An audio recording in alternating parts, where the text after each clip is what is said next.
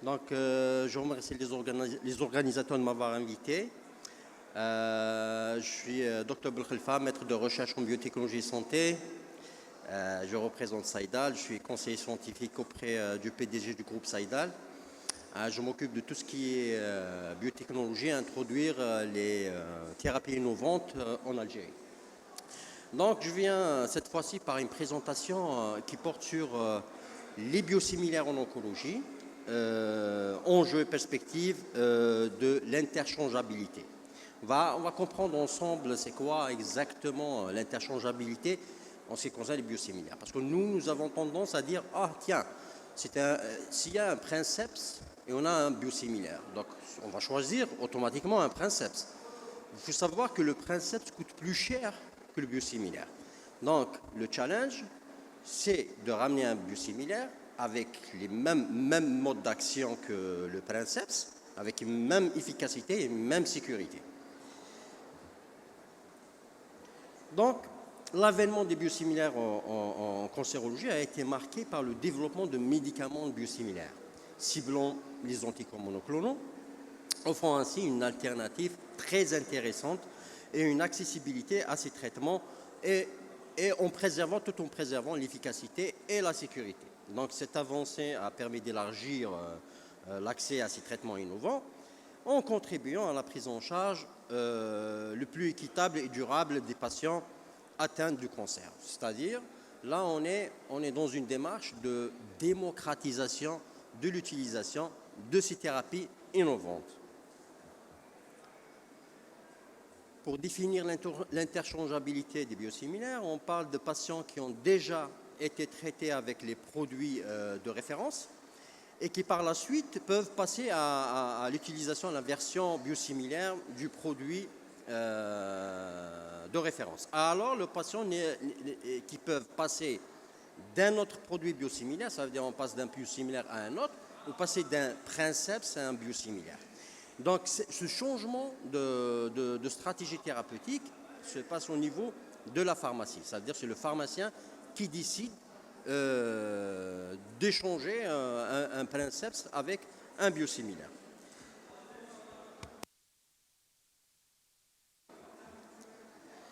Donc, quelle est l'évolution et les perspectives d'interchangeabilité? Donc, au départ, le remplacement d'un princeps par un biosimilaire soulevait des inquiétudes liées à des références potentielles en termes d'efficacité et de tolérance. Nous avons toujours un doute par rapport à cette efficacité et la tolérance aux biosimilaires. Et ces réticences sont atténuées au fur et à mesure grâce à des études cliniques complémentaires qui ont permis d'établir cette équivalence thérapeutique entre le princeps et les biosimilaires. Et dans le domaine d'application, bien sûr, parce que vous avez un biosimilaire ou un princeps peuvent présenter les mêmes indications thérapeutiques. Et ceci est vrai pour d'autres médicaments, pas uniquement pour les médicaments dédiés pour la cancérologie. Quel est le principe scientifique de l'interchangeabilité? En fait, le mécanisme d'action antitumorale reste le même et identique, quelle que soit la localisation du cancer. Donc, les cancérologues commencent à prendre l'habitude du mécanisme, on parle maintenant plus du mécanisme d'action que de protocole à appliquer directement. Ça veut dire qu'on est là dans une démarche qui est totalement différente auparavant. Bon, auparavant, c'est un protocole qu'on applique et ça s'arrête là. Maintenant, il faut qu'on comprenne d'abord le mécanisme et après, par la suite, il peut s'appliquer pour tous les cancers. Donc, vous voyez, vous avez les MAPS, par exemple, les MAPS qui peuvent être utilisés pas pour une seule indication, mais peuvent être utilisés pour plusieurs indications. Quel est le cadre réglementaire et les conditions d'interchangeabilité? En fait, tous les biosimilaires ne sont pas automatiquement interchangeables. C'est-à-dire qu'on ne peut pas échanger un princeps par un biosimilaire de façon automatique. Donc, il y a certains critères qu'il faut respecter afin qu'on puisse effectuer cette interchangeabilité. Donc, on doit fournir d'abord des données supplémentaires attestant la sécurité et l'efficacité. C'est les deux éléments les plus importants. Et donc, on utilise, donc ici, on parle d'alternance ou de substitution. Parce que l'alternance, on peut alterner entre le princeps et le biosimilaire, ou bien on substitue carrément le princeps par un biosimilaire. Oui. Donc, Pourquoi? Parce que vous allez me poser la question, mais vous me dites, mais s'il y a le biosimilaire, pourquoi on réutilise le princeps? En fait, pour une simple raison, par rapport à la biodisponibilité de ces médicaments sur le marché. Parce que des fois, on tombe dans des ruptures, et ces ruptures sont liées au processus de production. Vous savez très bien que les MAPS ont produit uniquement ce qu'il faut. Mais des fois, ce n'est pas aussi juste qu'on croyait. Donc, on fait un batch, un biofermenteur, on lance un bioréacteur pour une telle quantité, mais des fois, on a besoin de plus. Donc, ceux qui développent les princeps, donc, ils ont une limite de production. On ne peut pas produire plus, on ne peut pas produire moins, parce qu'il y a un gain commercial derrière ça. Donc, s'ils n'ont pas le gain commercial, ils ne le produisent pas. Vous avez compris. Donc, c'est par rapport à ça. Donc, ça, c'est ce qui est caché dans l'industrie pharmaceutique. Donc, ce qui est caché par les multinationales en termes d'utilisation de ces médicaments, de ces traitements stratégiques. Donc, le FDA et l'EMA ont mis en place des exigences strictes pour garantir les biosimilaires qui peuvent être utilisés toute sécurité comme alternative aux princeps.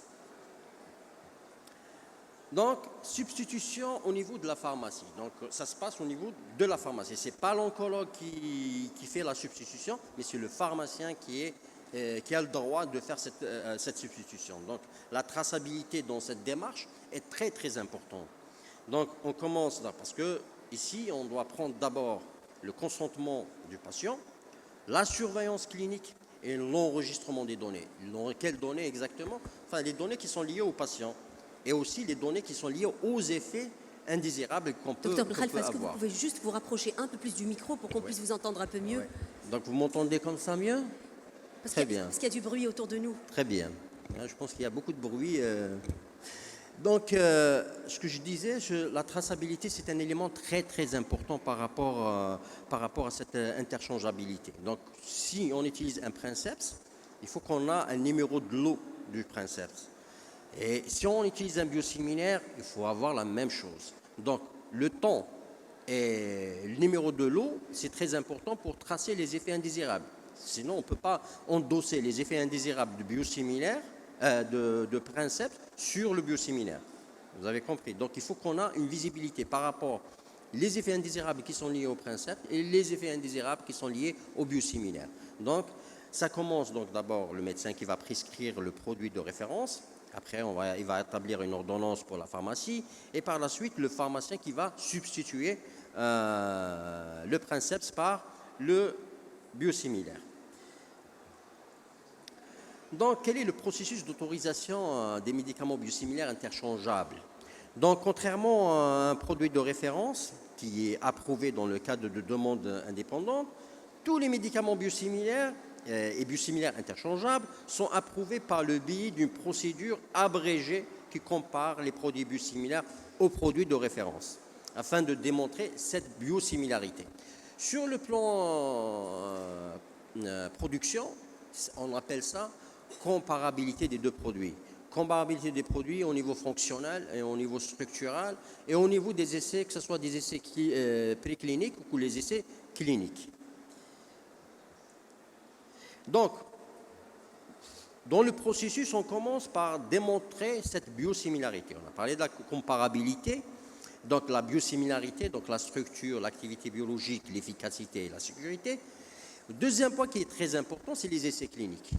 Les essais cliniques qui vont établir cette équivalence, cela inclut souvent des études où les patients alternent le biosimilaire avec le produit de référence pour évaluer ces deux paramètres de sécurité et d'efficacité. Deuxième point qui est important, la soumission d'une demande d'autorisation. Vous savez très bien, il y a un dossier qu'on appelle le dossier CTD, qui est présenté en différents modules, et à déposer pour avoir l'autorisation de mise sur le marché. Vous avez des données aussi complémentaires. En fait, les données complémentaires, c'est des données qui sont liées à l'interchangeabilité et qui doivent être fournies pour prouver cette biosimilarité et pour substituer aux produits de référence par rapport à l'efficacité. Il faut savoir que ces données, il n'y a pas une réglementation stricte par rapport à ces données. Ça veut dire, je vais vous donner un exemple.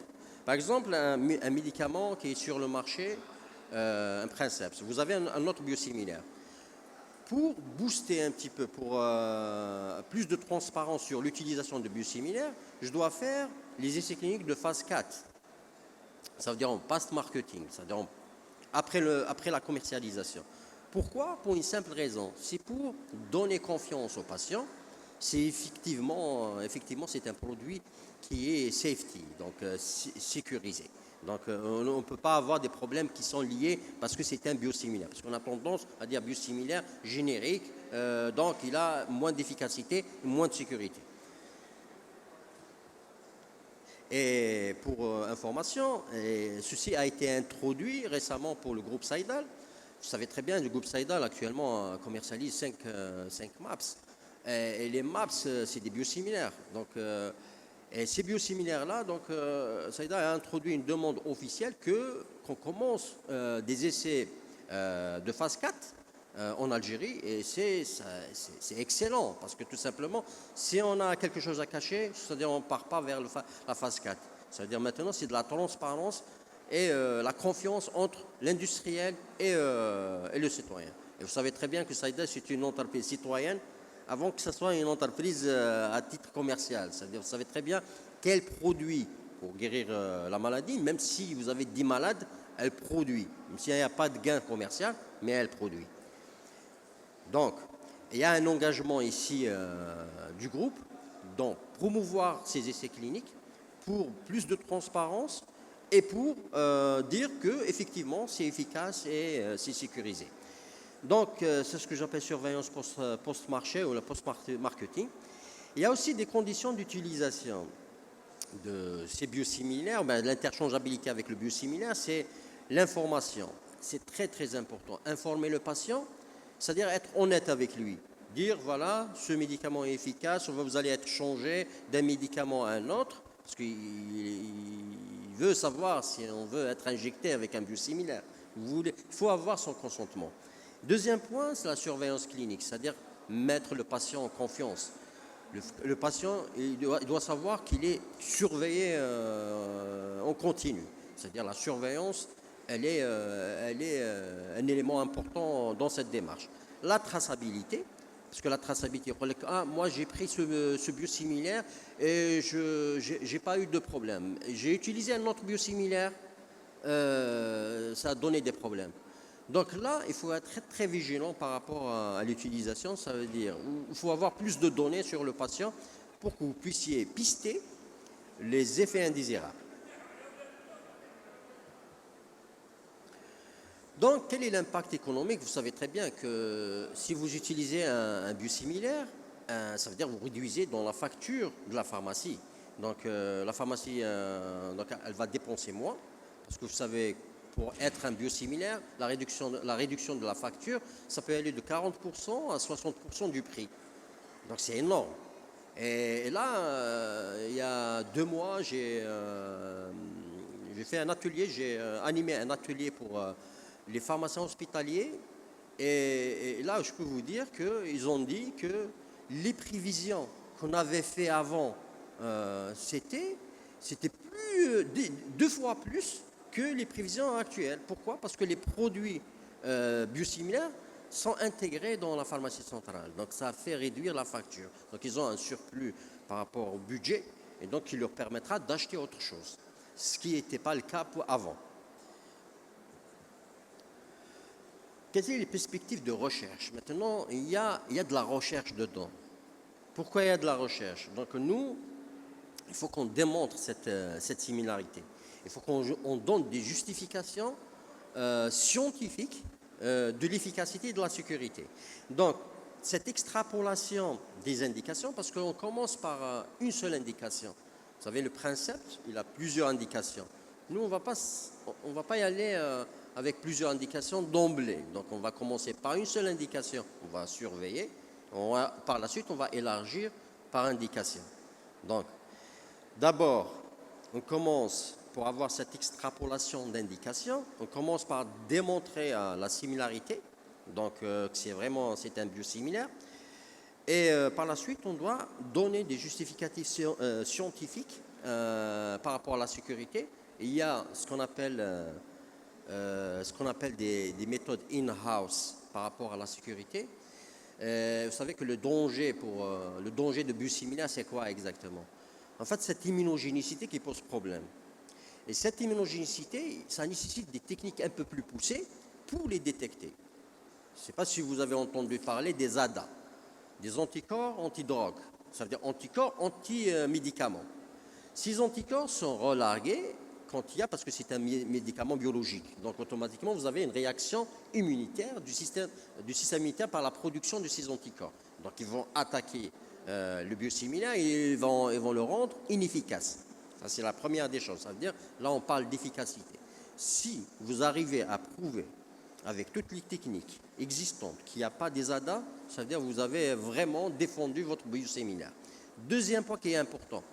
On ne fait pas de changement pour les acides aminés existants pour le biosimilaire. Ça veut dire que vous avez la même structure que le princeps.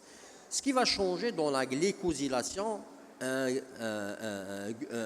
élément ou deux éléments qui peuvent provoquer cette immunogénicité qui est dangereuse pour le patient. Cette immunogénicité, il faut démontrer que vous pouvez contrôler de façon efficace avec les méthodes existantes, donc des méthodes, je peux citer des méthodes qu'on a utilisées, par exemple ELISpot. ELISpot, c'est une technique qui permettra de détecter cette immunogénicité. Donc, si justificatifs scientifiques, on ne vous le demande pas, mais si vous les introduisez, vous défendez votre produit. Donc, les études cliniques complémentaires post-marketing, ça, c'est la recherche continue pour évaluer cette efficacité et la sécurité des biosimilaires. Donc, c'est très important. Les essais cliniques de phase 4, c'est indispensable pour une bonne transparence et pour vraiment démontrer que, effectivement, parce qu'il y a un élément qui est important aussi, même si vous avez des anticorps, ils sont testés en Russie, par exemple. S'ils sont testés en Russie, donc la population russe est totalement différente de la population algérienne. Donc vous allez dire, ah tiens, il y a un profil génétique qui va influencer cette efficacité. Oui, c'est vrai, je peux vous dire, oui, il y a une possibilité que ce profil génétique peut influencer cette efficacité. Mais si vous faites les essais cliniques, là vous allez supprimer carrément cette problématique. Donc, vous avez aussi surmonté les réticences initiales qui concernent l'utilisation de ces biosimilaires. Donc, la publication de données scientifiques, ça veut dire qu'il ne suffit pas de faire une étude clinique uniquement. C'est-à-dire qu'il faut faire l'étude clinique et la publier. Vous voyez, donc tout le monde a une visibilité par rapport aux données existantes.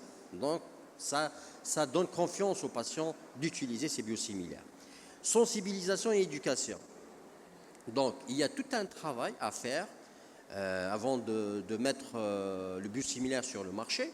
Ça veut dire sensibiliser effectivement que ces biosimilaires ils sont sécurisés et ça a été testé. Il y avait une étude multicentrique, ça a été fait par exemple en Tunisie, en Russie et en Europe. Et là, ça donne confiance aux gens. Il y a aussi un élément qui est très important. Quand vous produisez un biosimilaire, la concurrence ne va pas se laisser faire. Elle va essayer de trouver la faille ou le problème pour votre production. Ça veut dire qu'elle va dire, ah tiens, peut-être pourquoi vous n'avez pas fait des essais cliniques de phase 4. Oui, donc, vont essayer de titiller là où il ne le faut pas. Ça veut dire pour discréditer un petit peu l'utilisation de ces biosimilaires et pousser vers le princeps. Voilà, donc je pense que j'ai essayé de vous donner un petit peu un aperçu sur ce qui existe sur le pharma, le challenge qui existe sur l'industrie pharmaceutique, donc le groupe Saïdal, et l'impact économique qu'on peut avoir, tout en sécurisant le patient qui est le pivot de cette activité industrielle et thérapeutique.